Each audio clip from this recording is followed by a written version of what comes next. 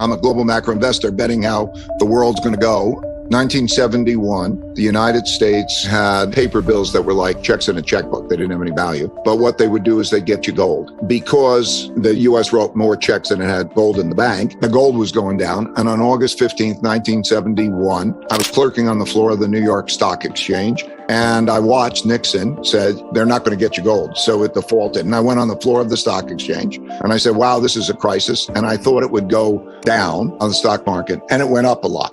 And so I researched it, and I found that on March 5th, 1933, the exact same thing happened.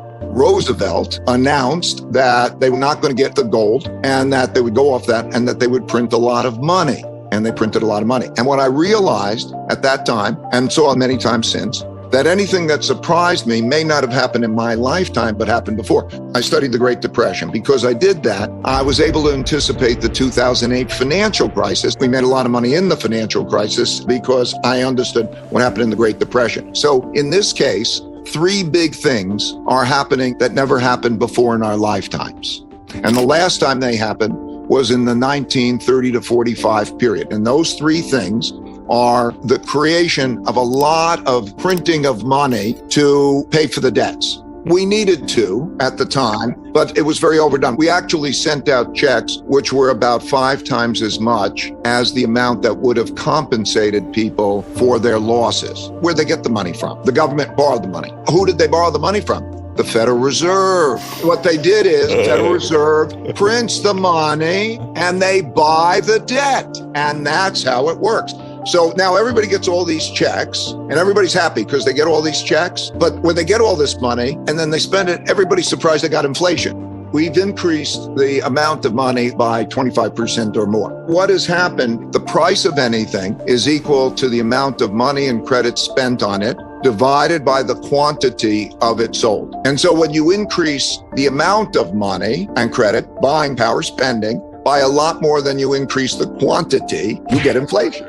What happened in both of those cases is they hit zero interest rates. So I can't lower the price of money. So what do I do? Number two is the amount of internal conflict that's going on in the United States, the size of the wealth gaps, the size of the political conflicts is the greatest since not only the 30 to 45 period, it's much greater than that, 1900. You have to go back to 1900 to have that conflict. We're having a form of a civil war where populism is one side in a battle with the other side that won't accept losing.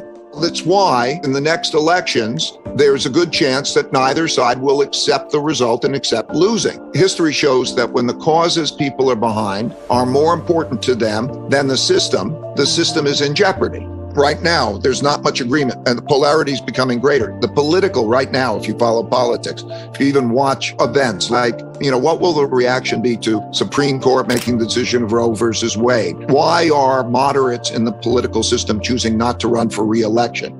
We have this internal conflict that is actually threatening rule of law and the adherence to the Constitution. It's entirely possible that people with different views, they will go to different places and they will fight. So that degree has never happened in my lifetime before.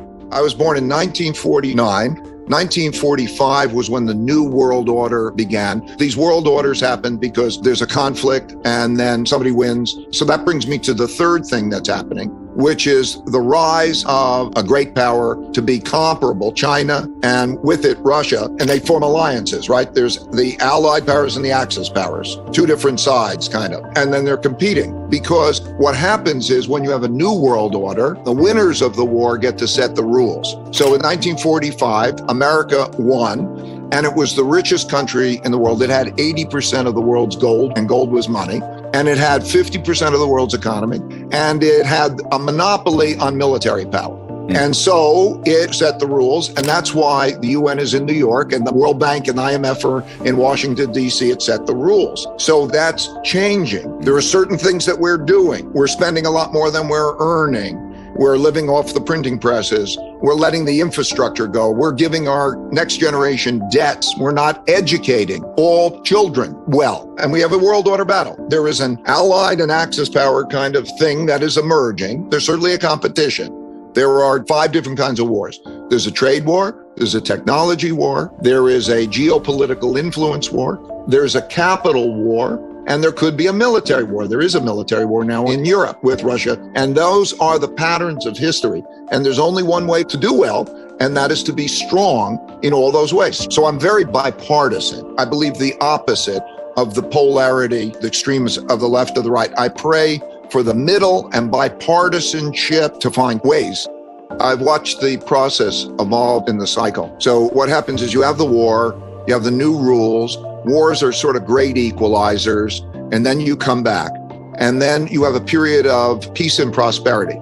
You have peace because nobody wants to fight the dominant power, and you have more equal people, and then they have prosperity. But the way the system works is over a period of time, that creates differences in wealth. And that's fine. You provide capital, that's the capital system. People with great ideas come along and they're productive and inventive and they produce great things and so on. But as they obtain the greater wealth, they also obtain greater benefits, like they could educate their children better. And if you're poor, you don't get to educate your children better. And so the polarity increases and it becomes unfair because, we all should have like equal opportunity. And then you also build up a lot of debt. Here's the irony of it.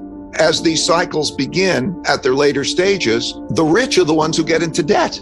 Now, you would think it's exactly the opposite. It's easier to have a good living standard and save. But like the United States, when per capita income was 40 times that in China, it started to borrow from China because they have a big saving mentality. When you have a poor person who doesn't have much, they want to save. Their saving is in our currency because when they think, how do I save in world currency? I'm going to buy dollar-denominated debt and I'm going to save in it when we borrow. And that's been the case. We didn't experience what our prior generations experienced. I know my dad went through World War II. He went through depression and war. His mentality is very different in terms of, what you take for granted or how you save. And that creates a cycle. One man's debts are somebody else's assets.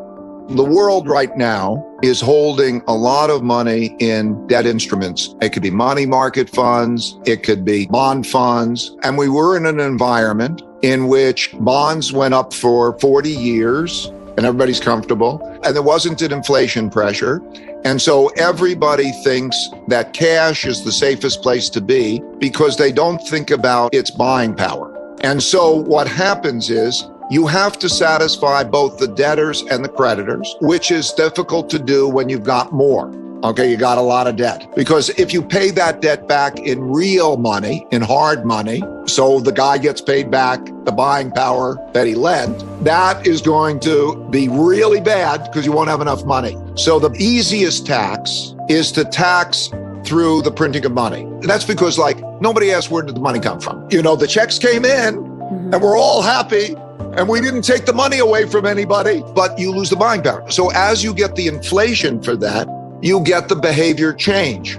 So still, you have to make a choice. Do you want to own that stuff or not?